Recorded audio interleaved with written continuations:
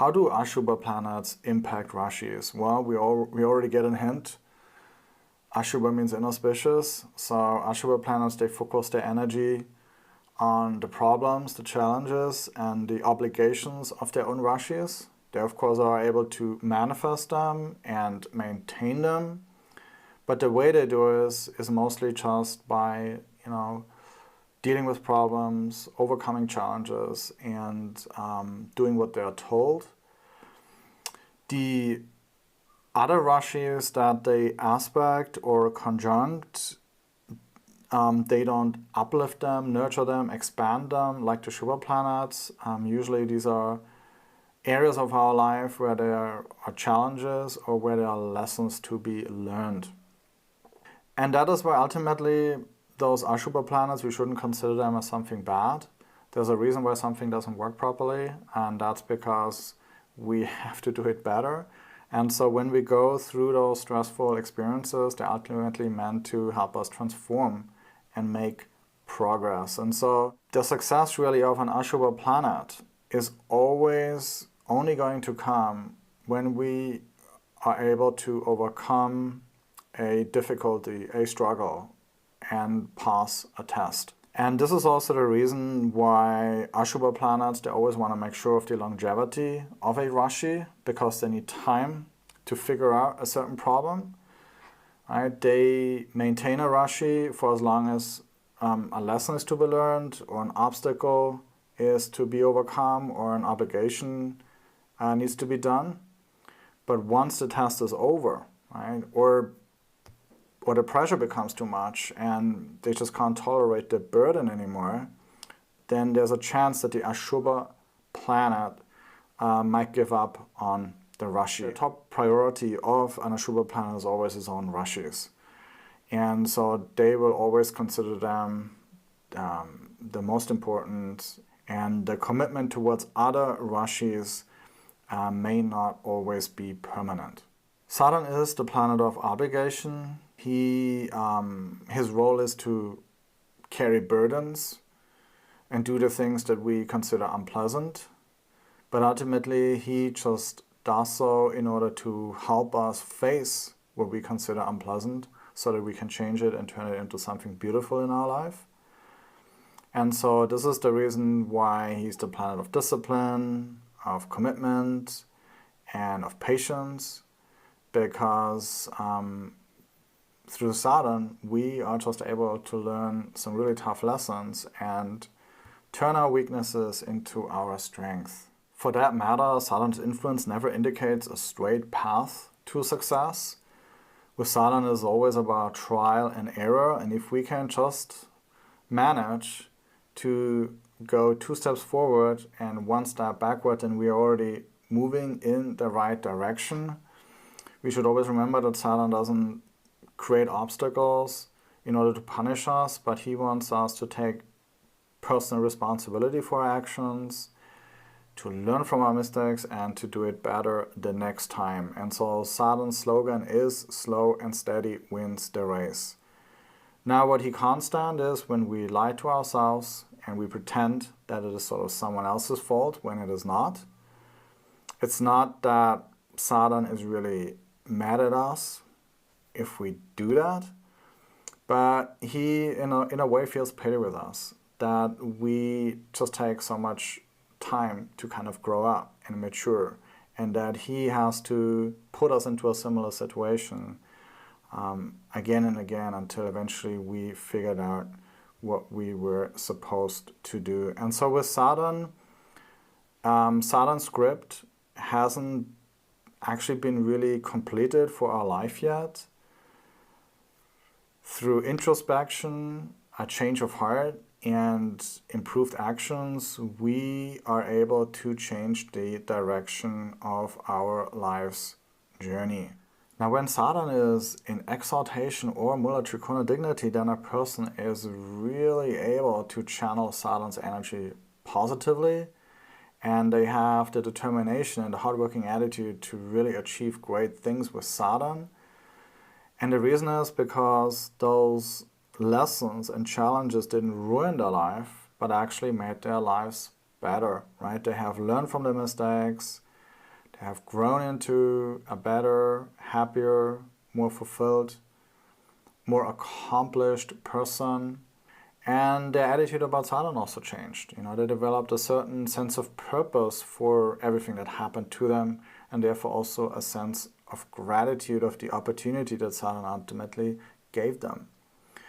Now, when Saturn is in its own sign, then of course it can still give a very solid foundation for material security and enduring, life's challenges.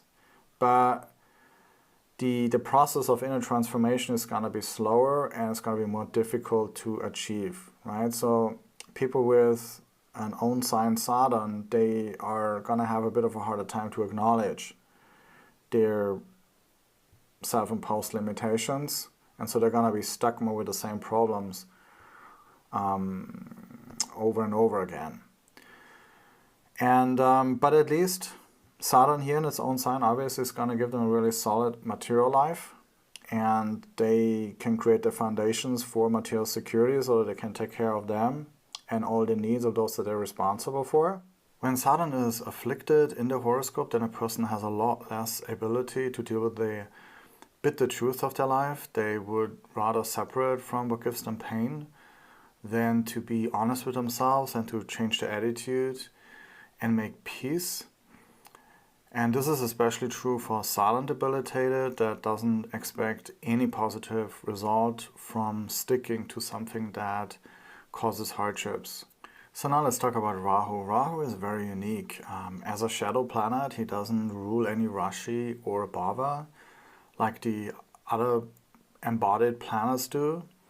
Instead, Rahu creates shadow manifestations of what he influences. Now, what exactly is this shadow energy of Rahu? Rahu's energy creates an obsession, and this obsession or intense desire is based on some type of distorted perception of reality. So obviously, this energy is not going to produce stability and security.